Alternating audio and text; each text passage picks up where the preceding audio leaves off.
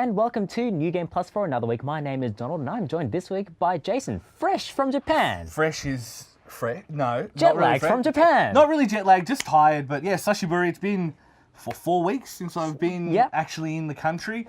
Don't know if you know, but Japan's a pretty fun place to travel to. There's a reason why we go there every year, and it's not just to cover the Tokyo Game Show. I mean, that's the excuse. That's the reason you tell people. But then, yeah, I did stay there another 2 and a bit weeks. So, you know, like, with Tokyo Game Show this year, if anything, again, I will put money down and I will fight people if they don't think that consoles are going to get announced next year. And it may not necessarily be PlayStation 5 or whatever. It might just be the next revision. But I guarantee PlayStation 4 Pro than Pro. Look, it's Xbox One XX, which does sound like a gamer tag. That'd be something they would do, to be fair, as well. And then they get to Triple X, and it doesn't matter. Dave Mirra remake. It's the 30th Xbox. Yeah.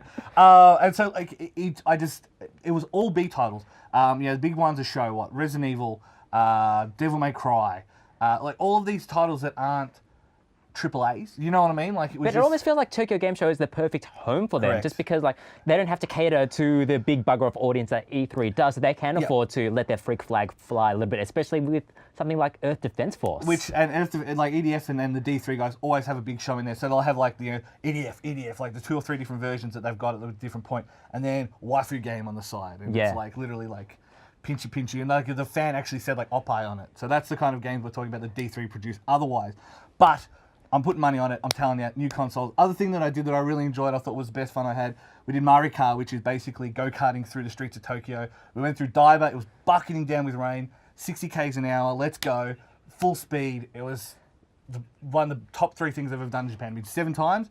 One of the top 3 things I've ever done. And we'll have more of that this episode, as well as a review of Destiny 2 Forsaken, as well as Fist of the North Star, which, let's get straight into it, shall we, Jason? That's a reference I get.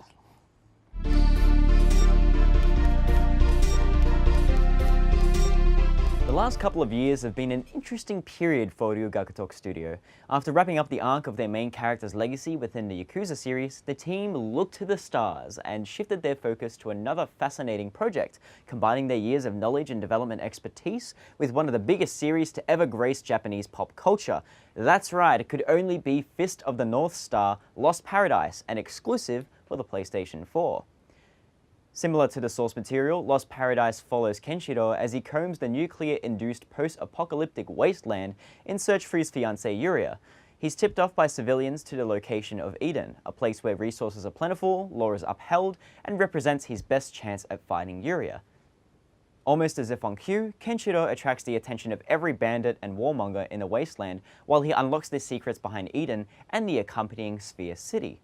If you've had any experience with Fist of the North Star, you'll be naturally drawn towards its presentation. While the environments are mostly drab, this fits the wasteland aesthetic and follows the player focus to be entirely fixated on the lovingly crafted character models. The way characters like Kenshiro, Rei, Toki, and Jagi animate are as wonderful as a 2D to 3D transition can muster, especially once they're flipping around and touching all manners of pressure points and there's, particle effects going everywhere. So there's no doubting that the engine powering Yakuza 0 and Kiwami is pushed to its absolute limits here in Lost Paradise.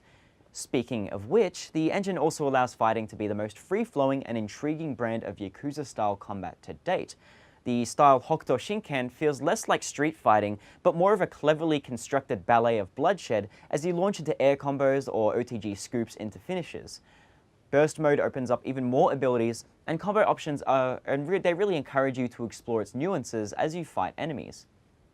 Unfortunately, the enemies can only be described as goony and uninspired damage sponges, omitting the boss battles completely obviously throughout each chapter conclusion, so don't feel too bad if bandits don't pose too much of a challenge, and just treat them like the punching bags they are. Progression within combat feels quite organic, which is surprising for a series where you're playing as a martial arts master. So the rate of leveling and skill acquisition is pretty steady and involving enough that you never really feel bombarded or over-encumbered with the new abilities and button combinations as you level up. However, for the rest of the game's pacing, it can be quite slow to trot the story along, especially around the beginning where you're forced to undergo side quests as means of tutorials or acquiring abilities necessary to proceed in the main storyline. And driving around the wasteland can also take a while getting used to. So while the environments also appear worldly and quite larger, using the buggy feels like cheap buffering between fights and artificially increasing the time it takes to complete fetch quests and having to upgrade your your engines, your tires, just to get to those particular areas. And it doesn't really help that the driving model feels pretty strange and odd, which isn't exactly the best endorsement for a studio's members that have had hands in developing some of the best arcade races to ever exist. I mean, this studio has worked on games like Daytona USA, as well as F-Zero GX. So if you're anything like me, your opinion's probably going to sour on anything to do with driving in Lost Paradise. And the game also taking several creative liberties to fit the Yakuza series framework, it also raises the issue of deterring the more conservative fans. So manga and anime buffs might feel a little frustrated with the lack of continuity or the way some characters are introduced and quickly axed from concurrent acts. At times, it kind of feels like the writers tried to give everyone their limelight or their cameo and then abandoned as fast as possible for the next big set piece or the character reveal. So encounters feel less like impactful arcs and more just like busy work. So unfortunately, this is to be expected when you're writing a story from the ground up, and it only loosely follows what Fist of the North Star represents. With a more optimistic point of view though, the game is completely unapologetic in weaving a unique tale and setting a tone that it can call its own. So for the casual fans, the risk that the studio took pays off for the most part, and you can still enjoy the game even if you have the tiniest, slightest knowledge of the manga or anime, and that, in my honest opinion, can at least be commended somewhat. And while I may seem a little bit harsh on Fist of the North Star Lost Paradise, I'm only looking out for the long-time fans, as it's a bit more of a tougher pill to swallow than someone who has just dabbled in the series. That said, if you manage to look past the faults of games like Ken's Rage and you opt to switch your brain off, you're still going to find goofy and gory fun within the walls of Eden.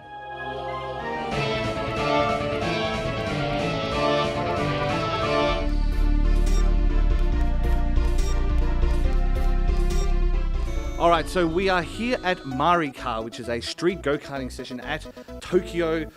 We're in Shinkiba. We're about to go through Daiba. It's going to be interesting. I decided to let the guys in the team pick what I would wear. Not exactly thrilled about the ensemble they've picked out for me, but we will soldier on, we will have some fun, we will drive around Daiba, which is the artificial island here in Tokyo. It's going to be great fun, we're really looking forward to it. We did bring the Melbourne weather with us, but we're not going to let that dissuade us. We're going to go drive some go-karts.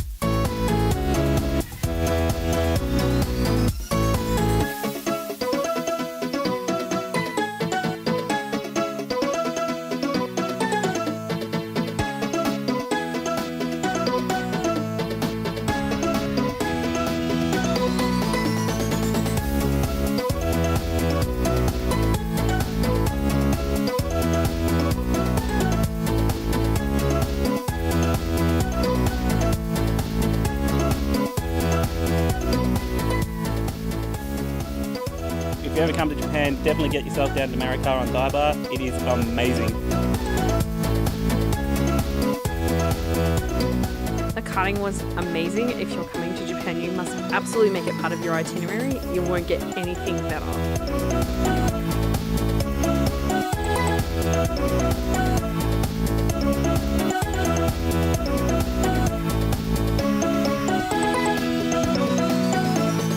I mean, with this hat, this silly thing I have on, it's probably really hard to take me seriously, but MariCar is probably one of the greatest experiences I've had all around Odaiba, tours you across all the nice little areas, around Venus Fort, all that good stuff.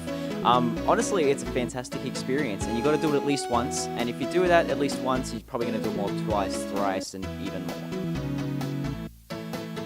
Now, this is my second time in Japan. The first time I really wanted to do was karting, being a dress up and go around the streets of Tokyo, but didn't have the international driver's license, so like this time I'm like, everyone get it, we got to do it, and it was fucking great. I really had fun. It's been a while since I've been on a go-kart, and yeah, driving 50 Ks in the streets of Tokyo feels really, really fast, and it's a lot of fun.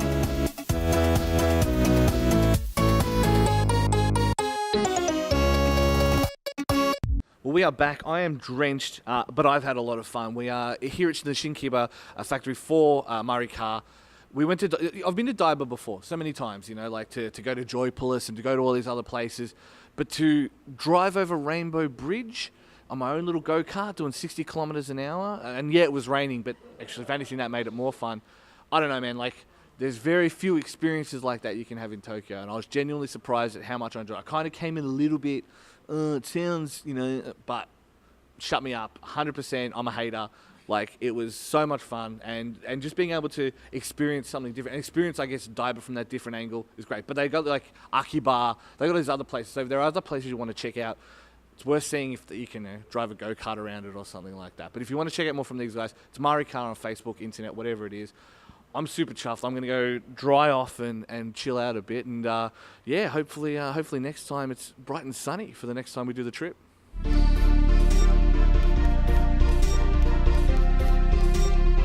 As you can see, I'm dressed up in my fineries and finest clothing, well, mostly finest, because we are about to embark in the world of Artifact, the $25 digital trading card game that only the most affluent and sophisticated people can afford, especially if what we believe about the business model holds true and that you're going to have to buy boosters for that game. Now, I'm dressed up in my finest. Shane, are you? It's a sweat. We'll lend you a jacket afterwards. Okay. But what we've seen of the Artifact economy, what's your initial take on that? I just find it interesting that it's kind of a game that's going almost for the buying the boosters and stuff like that, but then you're still paying for the game. Like, first I thought that it was going to be like comparative to like Yu-Gi-Oh, like one of the console or even PC games where you buy the game, you get like a starter deck or so, and then you actually play like AI through like a campaign, and you actually get your card expanded through that. So by beating them, you get their best cards and stuff like that. I don't think that's the angle that that they're going to be going for at Valve, because I don't think they're going to have a storyline or a campaign or much like single player actual like.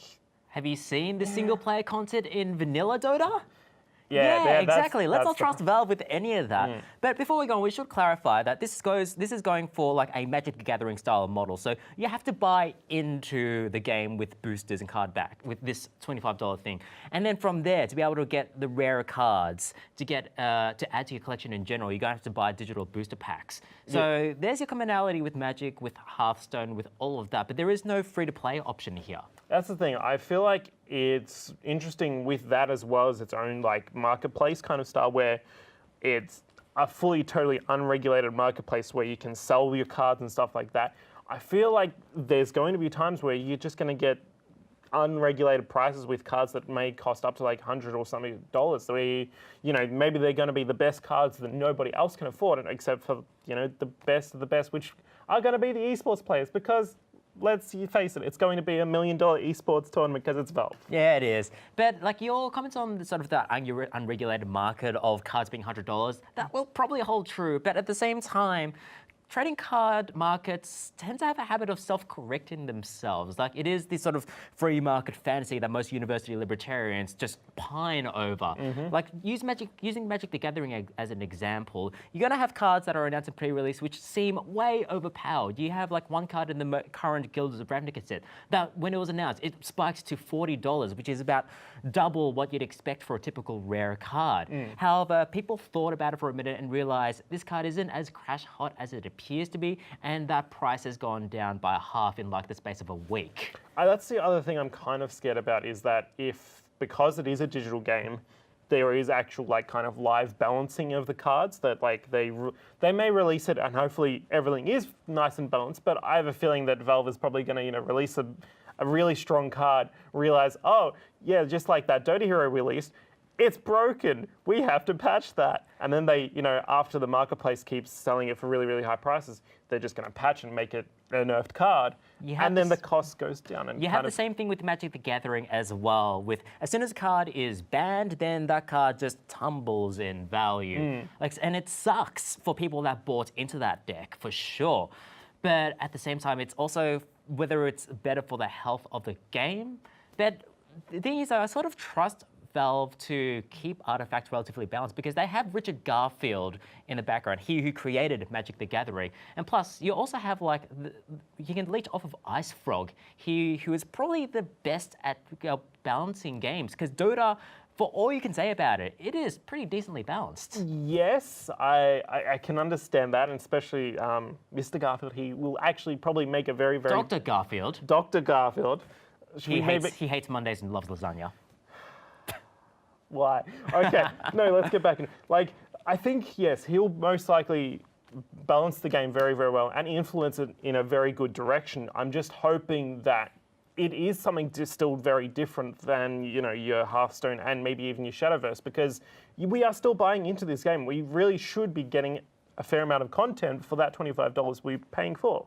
But like you will get at least 2 decks by the sounds of things that you can rumble with. So you've at least got that base sort of concept there. It's kind of like a living card game in that way. And I'm surprised Valve didn't go all that way with Artifacts. But given that Netrunner is no longer a going concern, who talks about the Game of Thrones living card game, it's unsurprising that they may have had to swerve at the last minute and revert to your standard booster pack model. But you're going to buy into this game no matter what, because you're a Dota mark, aren't you, Shane? Yes. Yeah.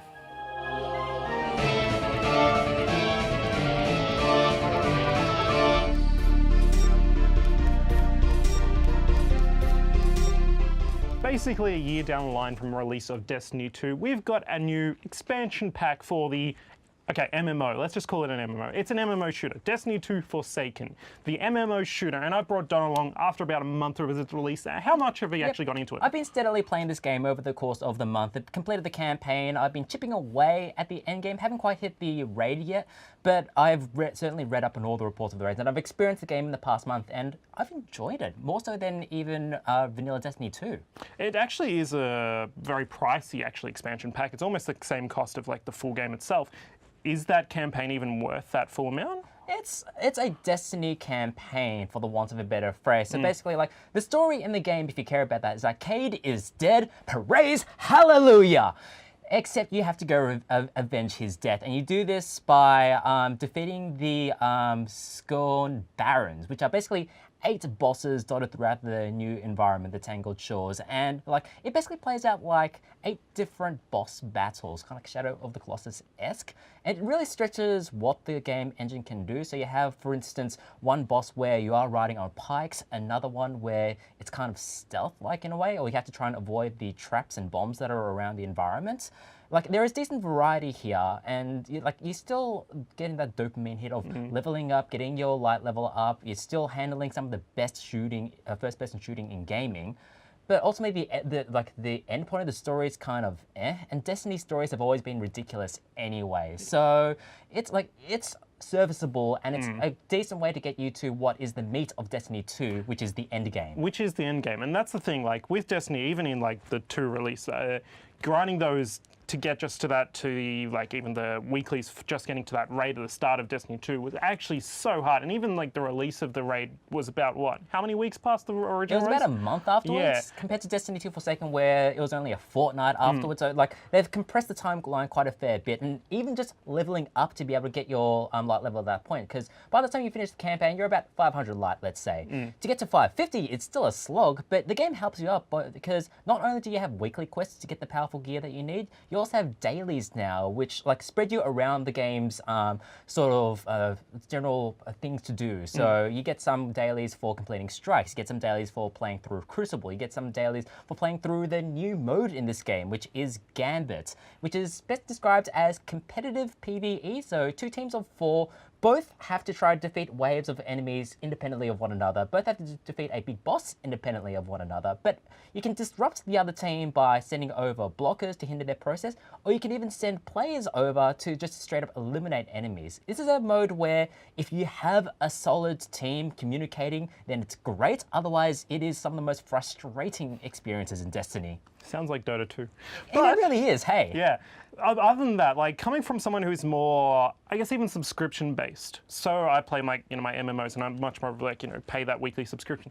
Is there that much weekly like change to the game or anything? Not even weekly, but just big patch notes that actually change the game and make it worth it because like, you're not paying for subs. Yeah, like Destiny has always sort of its strong point has always been mystery, almost to the point of obfuscation, where like someone will uncover something new that hasn't been discovered before, and that's usually just people accidentally tripping over things. Destiny 2 Forsaken, they've been sort of releasing this in a drip over the course of, say, the past month. So in week 2, you had the raid, for instance. and you also had the Dreaming City, which is the ultimate in-game environment. It was fine and dandy, but as soon as a fire team beat that raid, the Dreaming City environment it changed visually almost entirely. And then in week 3 or 4, there was people playing through Gambit suddenly discovered that there is this end boss that they'd never seen before, which led to a quest line that had never come out before for a brand new gun. So, but Bungie is doing a decent job in supporting those players who are just grinding the end game, who they're giving them more than just a higher number. They're giving them almost new story experiences. So the other thing that I think we need to talk about, like Destiny 2 actually surprisingly had a good soundtrack, I think. Yeah. It's one of those things that it came across that actually felt really, really nice and fit the universe. Is there that much expansion in this expansion pack? There's definitely new soundtrack, obviously, and it does a good job in matching the way hyper serious tone of Destiny 2, and it fits in the environment very well. And the rest of the presentations matches perfectly as well. The new Dreaming City and the Tangled Shore environments all look stellar. You still have some of the best skyboxes in the industry. And playing on PC, the performance has not dropped with the expansion. It is still silky smooth on a good PC. So I guess looks like it's one of those ones where maybe Destiny 2 fans will enjoy this more than Destiny 2 itself. Yeah, it was kind of the same thing with Destiny Original in that the first year was kind of garbage, but then they sort of corrected the course and it became a better game. Destiny 2 Forsaken is kind of the same regard. So for someone who kind of fell off of Destiny 2, this is a good time to pick back up. And for someone who has never played Destiny before, it's still a good game underneath its base. Sure, the campaign is kind of way too serious for its own good, but the shooting is still some of the best in the industry, and you just know that Bungie is going to support this game going into even year 3 and onwards. Guess I'm jumping back on. So Jason, did that tell you on Destiny? Are you going to join me? Look, Donald, it's intervention time. So for 5 years now, you've been doing this. You've been just keep talking about Destiny, keep pushing towards it, and I don't think it's ever going to be anything meaningful in your life. So why, Donald? Why do you keep playing Destiny? Because that wizard, he came from the moon. Come from the moon. Yes. Yeah, that's quite. Yep. I will be the first to admit that this isn't exactly the groundbreakingest game that is worth everyone's time ever, but it is still just a neat little experience. It's underpinned by the fact that the moment to moment is still very good because the gun handling, even on PC or controller, that's the one thing that Bungie has managed to excel at throughout its entire time making video games. I mean, okay, so that's fair. Yes. But so is it just your Friday pub crawl? But it's in game form. I mean, your mates are there. You're doing it because your mates are there. It's people to talk to. You know what you're doing. There's MacGuffins you can collect if you keep trying. It is an endless stream of dopamine hits, as all MMO and MMO style games are. You're basically just making your number get incrementally higher, and because there are set defined goals, especially with the Forsaken expansion, with the dailies and weeklies, that those goals are much more tangible than ever. So it does drive the impulse of just one more thing, but the ephemerality of it, or as you alluded to, it's also a big selling point of that game because you can just put it on this TV show, listen to a podcast whilst you're playing that game, and you're going to miss out on absolutely nothing, even if you're playing through the campaign, because as I said in the review, it's hot garbage. Well, it's nothing, is what it is. I mean, they've never been good at translating their narratives into their games anyway. That's no, it's just a series of increasingly irrelevant proper nouns.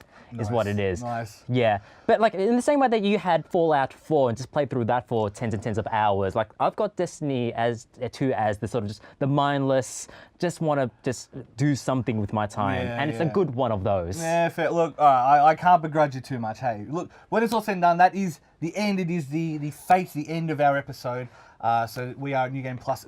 www.newgameplus.tv. Online, or if you are on socials, on Facebook, on Twitter, on YouTube, Twitch, and Instagram, we are New Game Plus TV, one word, no spaces. Thank you for joining me this week, Jason. Thank you, Donald. Thank you for watching, and we will see you next week.